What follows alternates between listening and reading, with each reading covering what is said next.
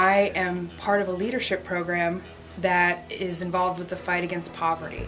I match up with middle class people who are willing to listen to tell them some of my struggles so they can get a better understanding of the world of poverty. Goals was not a thing for me. Goals, I didn't know much about goals, but after going through this class, and I have a list of goals that I want to accomplish at a certain time. So yeah, it was awesome. I loved it, and it also helped me graduate from college too. So, is making the transition from an apartment to owning my own home an easier route, so the easiest route I can. And through Circles, they've offered me resources and all kinds of opportunities. So I feel like within the next year and a half, I will be a homeowner. And that's something I couldn't have said before I started.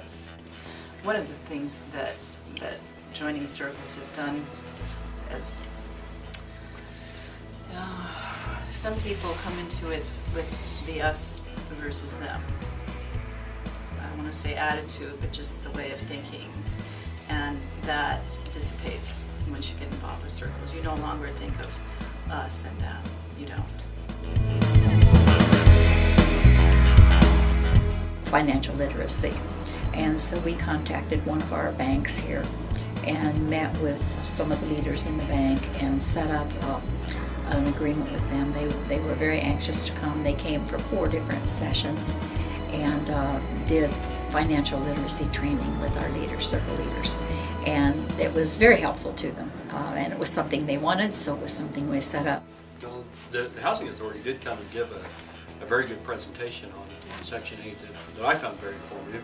And that was one of the things that was enabled me to be real helpful to our circle leaders. You know, I kind of listened to a lot of that and was able to pull out some useful information. Yeah. That, you know, kind of save them some trouble.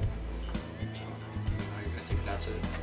If we may not have changed anything about how it works yet, but we at least understand it better, kind of some of the drivers behind it.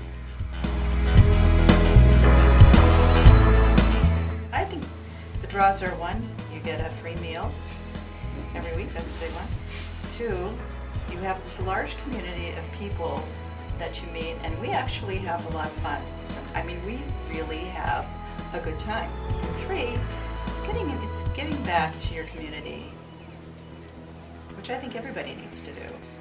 One of our circle leaders last summer, she had to have emergency gallbladder surgery.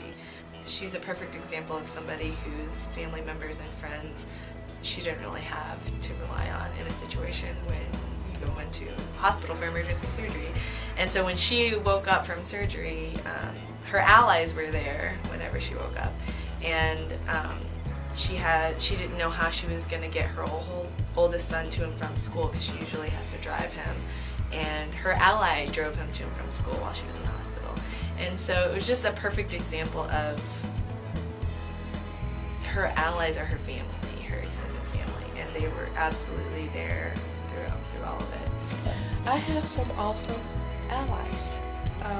One, her name is Rosanna. She volunteers here at the church.